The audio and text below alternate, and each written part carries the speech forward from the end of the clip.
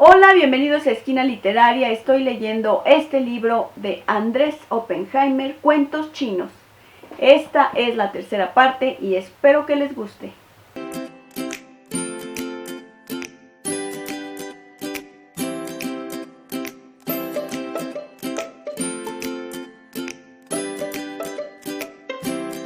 México, el país que se quedó dormido. Cuento chino.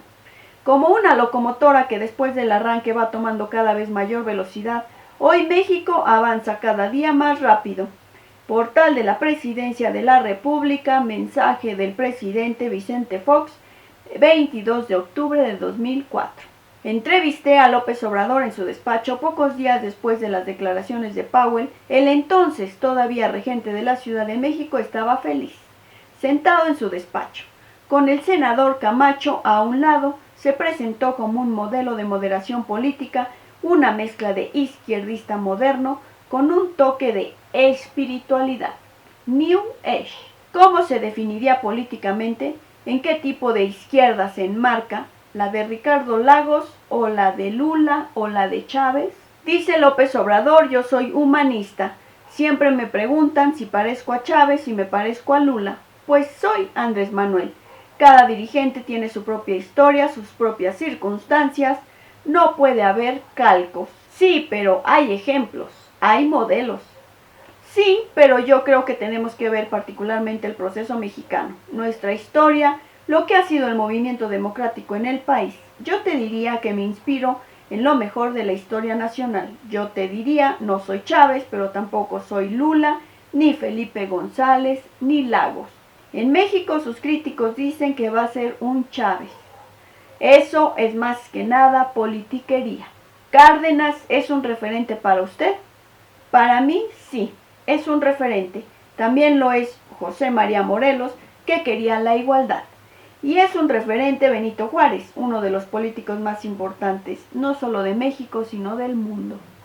El gobierno de Cárdenas provocó una rebelión de los empresarios del norte de México, que fundaron el Partido Acción Nacional en 1939, precisamente como una reacción a lo que hoy en día se llama populismo.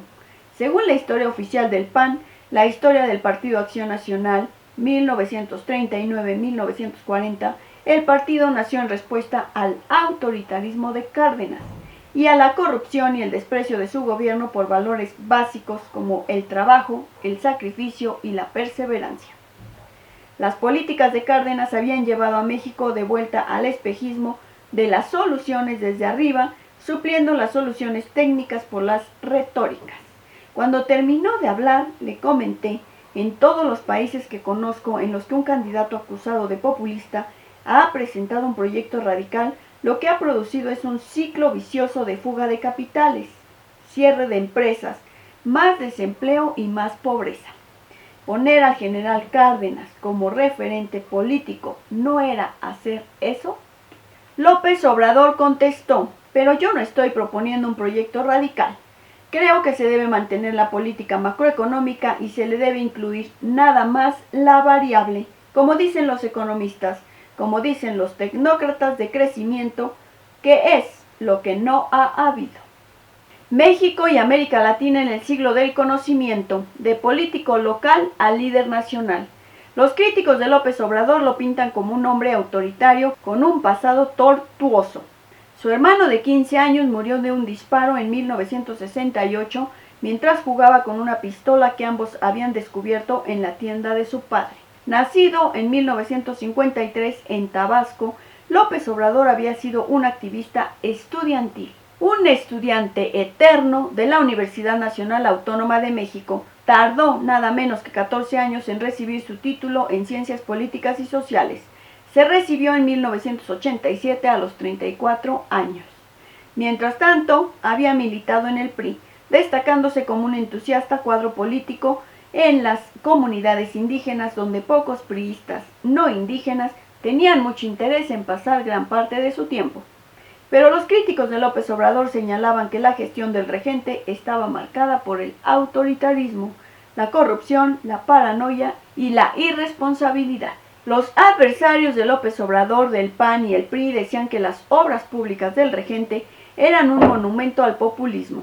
Eran sumamente vistosas, como la remodelación del Paseo de la Reforma, pero se habían hecho a costa del endeudamiento y de una falta de mantenimiento de servicios básicos que tendría consecuencias funestas para la ciudad en el futuro. Lo más preocupante de López Obrador quizás era que la economía no era su fuerte. Durante sus años de estudiante en la UNAM, reprobó 7 materias, de las cuales la mayoría tuvieron que ver con números.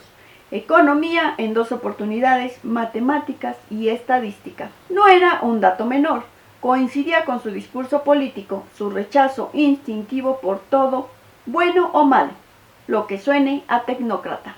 Sobre otros políticos mexicanos, esos priistas surgidos en la crema innata de la oligarquía política, rígidos e inflexibles como Roberto Madrazo y Manlio Fabio Beltrones, me gustaría que alguien hiciera una tesis doctoral titulada La extrema pulcritud de los priistas y su impacto en la política mexicana. Sería interesante. ¿Podrá México recuperar el terreno perdido ante China, India y Europa del Este tras las elecciones de 2006?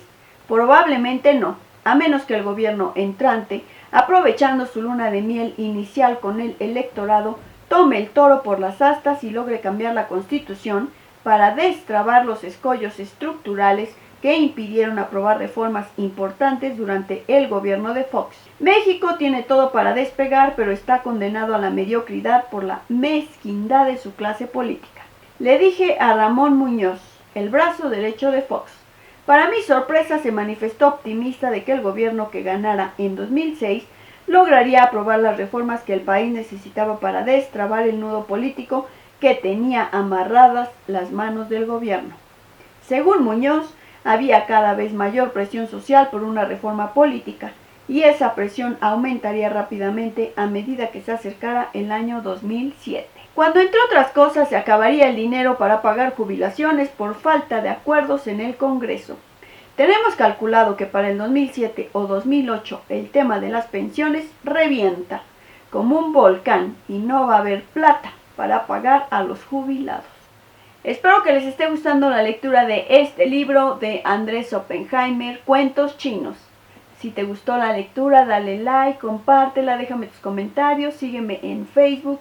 Si te gustaría tener la lectura con números de página, escríbeme al correo electrónico que te dejo en la descripción de este video. Muchas gracias por escucharme y nos vemos en la quinta y última parte de la lectura de este libro.